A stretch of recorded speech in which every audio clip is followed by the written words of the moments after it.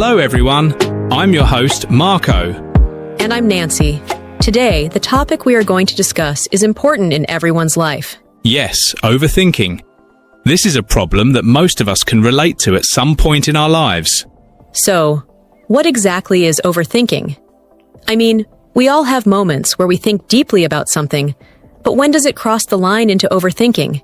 Overthinking is when your thoughts start going in circles, and instead of finding a solution, you end up feeling more stressed or confused. It's not just thinking deeply about something. Is overthinking bad for our health? That's a great question, Nancy. Yes, overthinking can be bad for our health, both mentally and physically. Really? Can you please tell us a bit more? When you overthink, it often leads to stress and anxiety, which can mess with your sleep, make you feel tired all the time, or even cause headaches and muscle tension. But what about mental health you didn't mention? Mentally, it can make you feel stuck, like you can't move forward or make decisions. Over time, this constant stress can even affect your immune system. It can also play a role in mental health issues like anxiety and depression. Everything you're saying, is it scientifically proven? That's a fair question, Nancy. Yes, what I'm saying is scientifically proven. Studies have shown that overthinking, especially when it's repetitive and negative, can trigger something called chronic stress. I got you, but can you tell us about chronic stress? Chronic stress releases hormones like cortisol, which, in high amounts over time, can weaken your immune system, disrupt your sleep, and even lead to issues like anxiety and depression.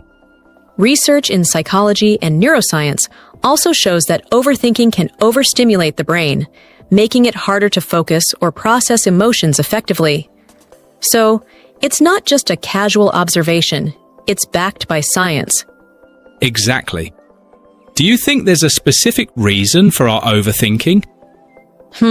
That's an interesting question. I think there could be a lot of reasons. Maybe it's because we're afraid of making the wrong decision, or we're constantly worried about what others think of us. Yes, maybe you're right. But I also think it could be tied to our natural tendency to want to control our lives. We often overanalyze situations to try to anticipate every possible outcome, thinking that, if we think hard enough, we can avoid making mistakes. And let's not forget about social media. It's almost like we're constantly comparing ourselves to others, which creates even more anxiety. That's right. We see highlight reels of other people's lives and start worrying about whether we're measuring up, which can add to our tendency to overthink our own choices and actions. Let's ask our audience. Do you guys think that social media plays a big role in making us overthink? Do you ever find yourself comparing your life to others and getting caught up in those thoughts? Let us know what you think. Actually, people are afraid of what-if scenarios like, what if I don't have the same success as others? Or what if people judge me for my choices? Exactly. So, when those what-if thoughts come up, like, what if I mess up in front of everyone? Or, what if I fail? Instead of letting our minds spiral, we can tell ourselves, okay, if that happens, then I'll take a deep breath, learn from it, and do better next time. You know, a friend of mine told me he overthinks a lot, even when he's working or just cleaning at home. He said his mind keeps racing with thoughts. I have a solution for this. First of all, we have to address the subject or topic you're overthinking about. Ask yourself, what exactly am I worried about? I know. Once you identify it, write it in your Note mobile application and write, I will think about this separately at this time. Exactly. Then we can think of a practical solution for it. But do you know the funny part? At the end of the day, when we sit and open the notes, we see that most of these thoughts aren't important. Most of the thoughts are unnecessary. Now let's talk about negative thoughts. How to stop negative thoughts? This I personally have struggled with too. Stopping negative thoughts can be really challenging, but there are some strategies that have worked for me. Well, negative thoughts can come for so many reasons. Sometimes it's because of stress.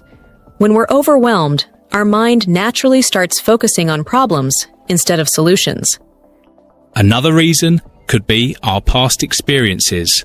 When we've faced failures or disappointments, our mind tends to hold on to those memories, making us fear similar outcomes. It's like a defense mechanism, but it often turns into unnecessary negativity. Sometimes, it's also about comparison. When we constantly compare ourselves to others, on social media or in real life, we start feeling like we're not good enough. That can spiral into negative thoughts pretty quickly. Now let's talk about the solutions. 1. Identify the negative thoughts. Write them down. Keep a journal or use a notes app to write down the negative thoughts. This helps you recognize patterns and triggers. Exercising on a regular basis can have a profound positive impact on both your physical and mental health. One benefit exercise brings is that it can help relieve inner tension and worries.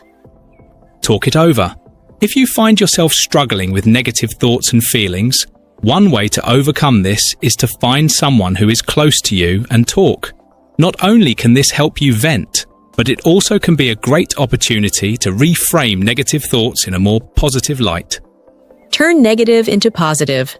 Instead of thinking, "I always fail," reframe it to, "I'm learning from my mistakes and improving." Now, it's time to learn new words. So the first word is articulate. This is a nice word, articulate. What does it mean, by the way? Articulate means being able to express yourself clearly and effectively. Yes, it means someone who can communicate their thoughts or ideas in a way that's easy to understand, right? Let me share some examples.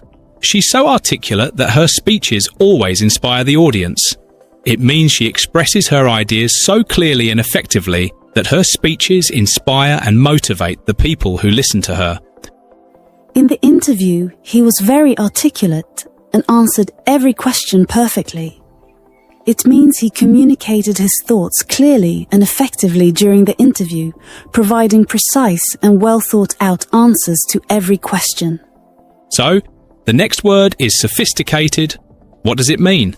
Sophisticated means having a lot of knowledge or experience, being cultured, or having refined tastes. It can also describe something that is advanced or complex. Could you give an example? Sure.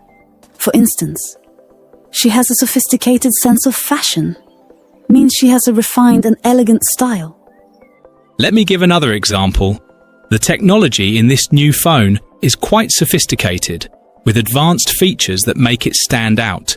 It means the phone has complex, high-level technology that makes it more advanced than simpler models. Ah, I see. So sophisticated can describe both people and things, right? How was the reading assignment? Interesting, but some words confused me. Which ones? Melancholy for one. Ah, that's a common one. What do you think it means? Maybe something about being tired. Close, it's more about feeling sad. Oh, like being down without a reason. Exactly, it's a kind of quiet sadness. Got it, I also saw glimpse. What do you think it means? Maybe a quick look. Perfect, like seeing something for a moment. Makes sense, I noticed hesitate too. Good word, any guesses? To pause. Yes, to pause because you're unsure. I do that when I speak English. That's okay, it's part of learning. I guess so, vocabulary feels tricky sometimes. It does, but practice helps. I try, but I forget words. Totally normal repetition helps a lot. Like reading the words again and again? Exactly, and using them in sentences. Okay, I can try that. Good plan. What else confused you? The phrase ran into. It means meeting by chance. Oh, like I ran into my friend yesterday. Perfect example. Phrasal verbs like ran into confuse me. Yeah, they can be tricky. There are so many of them. True, but patterns can help. Patterns? What do you mean? Well, some verbs repeat a lot. Like run? Exactly, run into, run out of, run away. Oh, I've heard run out of.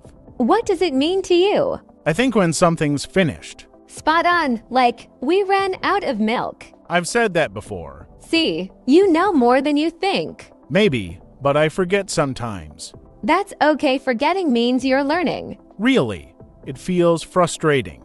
I get it, but every time you remember it again, it sticks better. Nope, it's just part of the process. I'll try to remember that. Good, do you write new words down? Not really, should I? It helps. A notebook can work wonders. Like writing the word and its meaning. Yes, and try using it in a sentence. Okay, I'll give it a shot. Great idea. Got any other confusing words? Yeah, figure out I see it a lot. Another phrasal verb, what's your guess? Maybe to understand something. Exactly, like solving a puzzle. Oh, so I need to figure out this homework. Perfect sentence, you're getting it. This actually makes it more fun. Language can be fun, trust me. I guess I just need patience. Yet patience, practice, and curiosity. I'm curious, all right. Then you're already halfway there.